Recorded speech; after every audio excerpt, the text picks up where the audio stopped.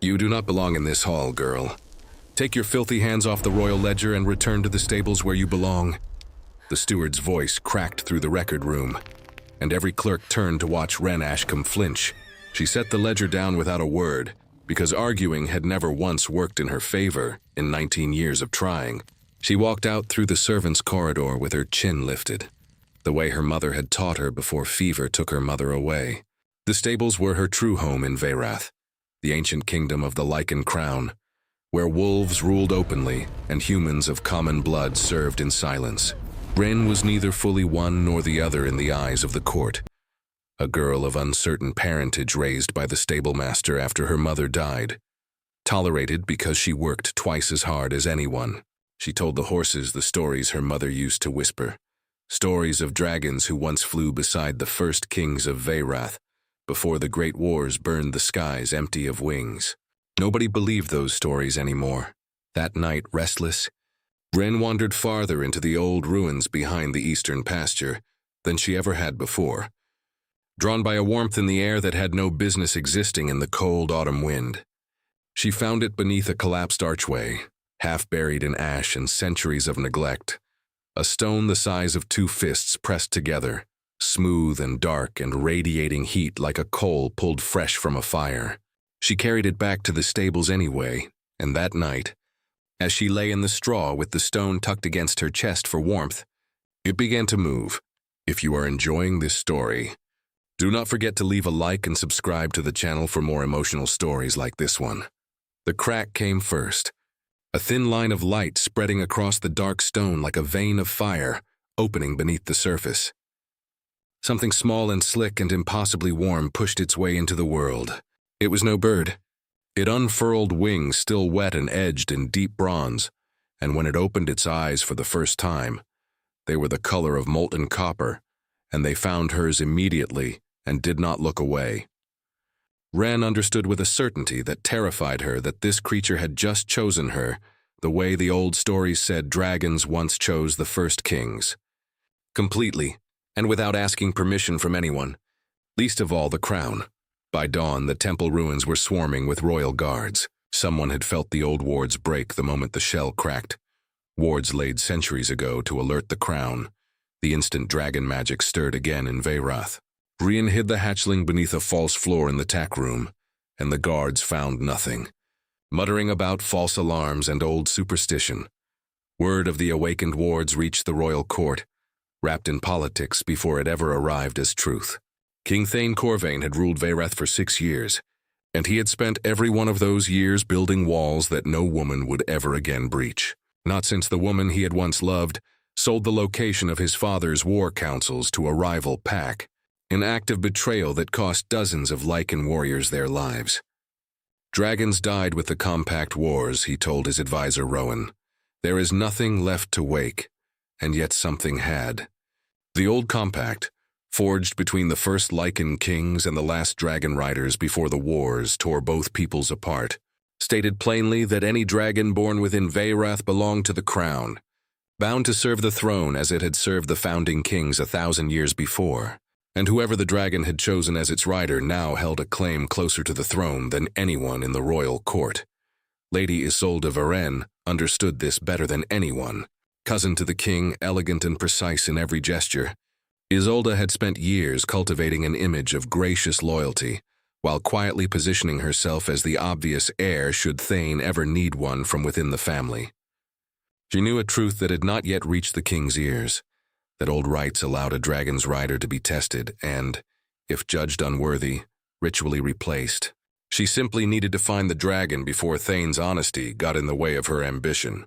Thane rode east himself, and by the time he reached the outer stable district 3 days later, Wren had already spent 3 sleepless nights hiding a creature that grew visibly larger with every sunrise. She heard the horses in the yard grow uneasy before she heard the sound of hooves, and when she saw the royal banner snapping above a column of mounted guard, she understood that hiding was no longer an option. What do you think will happen next? Leave your predictions in the comments below. King Thane dismounted without ceremony, his eyes settling directly on Wren. The wards broke in this district, he said, his voice low and controlled. I am told a stable hand has been seen carrying something unusual these past nights.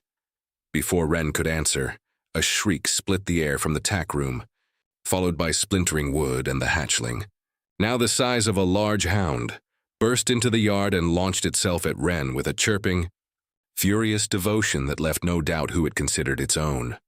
The guards drew weapons on instinct. Thane raised one hand and every blade stopped. "By the old compact," he said quietly, studying the creature clinging to Wren's shoulders. "Any dragon hatched on Veyrath soil belongs to the crown, and its chosen rider is bound to the crown in service. Seems you are that rider." "I did not ask for this," Wren said, her voice shaking but holding. "The compact does not care what you knew," Thane said, though something in his tone suggested he wished it did. "You will come to the capital. Both of you." The journey took 4 days, and Thane found himself riding beside her more often than protocol required, watching the way she spoke gently to the hatchling, the quiet competence with which she managed a creature that terrified veteran soldiers twice her size. "You do not want this," he observed one evening beside the campfire. "I wanted a warm place to sleep, and horses who did not mind that I talked to them too much," Wren said. And there was no bitterness in it, only a plain and tired honesty that struck Thane harder than any calculated words could have. "I am not certain I know how to matter to anyone important. Mattering is not always a gift you get to choose," Thane said, his voice losing some of its careful royal distance. "I did not choose to matter either. It cost me the ability to trust anyone without wondering what they truly want from me." They arrived at the capital to find Lady Isolde waiting at the palace steps with a smile so carefully constructed it looked almost natural. "How extraordinary," Isolde said, taking Wren's hands in her own, "that the old compact should choose a girl from the stables. The ancestors do have a sense of humor, do they not?" She installed Wren in a modest chamber far from the royal wing, ostensibly for her comfort, and began, patiently, the slow work of making Wren feel exactly as unwelcome as she had always believed herself to be. Servants were slow to answer her calls. Court ladies were told the stable girl preferred solitude. The hatchling, whom Wren had begun calling Ember for the way its scales caught firelight, grew rapidly, and its presence kept most of the court at a wary distance, which suited Isolde's purposes perfectly. If you want to see how this story ends, make sure you are subscribed with notifications on. Weeks passed, though Thane began seeking Wren out more deliberately, first under the excuse of monitoring the dragon, then without inventing excuses at all. He found her in the palace gardens most evenings, teaching Ember to hunt among the hedges, and he took to walking beside her simply to hear her talk about the mother she had lost. The strange comfort of caring for creatures who never judged her for the accident of her birth. "You do not have to guard yourself around me," Wren told him one evening. "I have nothing to gain from hurting you. That is precisely why I find it difficult to guard myself around you," Thane admitted. "Everyone else in this palace wants something from me they will not name aloud. You are the first person in years who wants nothing at all." Rowan warned him gently of the danger such softness represented. "Lady Isolde has begun suggesting to certain council members that the girl's claim might be better transferred to someone of proper standing, someone the compact could formally recognize through a secondary right. Old rights allow a formal challenge before the full court, testing the rider's worthiness against a rival claimant. If the current rider is judged unfit, the dragon's bond can be ritually reassigned during a recognition ceremony." Isolde waited until the harvest season, when the court gathered for the blood moon ceremony, the only occasion each year when such a challenge could be legally invoked. During the formal feast, she rose from her seat with perfect composure. "Your Majesty, I invoke the ancient right of recognition. I do not question that the dragon chose Wren Ashcombe in the moment of hatching. I question whether an untrained stable hand can bear the full weight of what that bond requires for the security of this kingdom. I offer myself as an alternative claimant, tested before the full court." The hall erupted into stunned murmuring. Thane rose immediately, fury barely restrained, but the old laws were absolute even for a king. "The right exists," he said through gritted teeth, "but it will be conducted fairly, and I will not permit it twisted into a weapon." Wren spent that final night sitting with Ember in the quiet of the stables, running her hands over scales that had grown from the size of a hound to something approaching a small horse. "What if I am not enough?" she whispered. She thought of every moment in her life when she had been told to make herself smaller, and she made a decision that had nothing to do with fear anymore. Whatever tomorrow brought, she would meet it standing exactly as tall as she actually was. If this story touched your heart, share it with someone who loves epic romance. Tell me in the comments, did you see this ending coming? The blood moon rose full and crimson over the sacred courtyard the following night.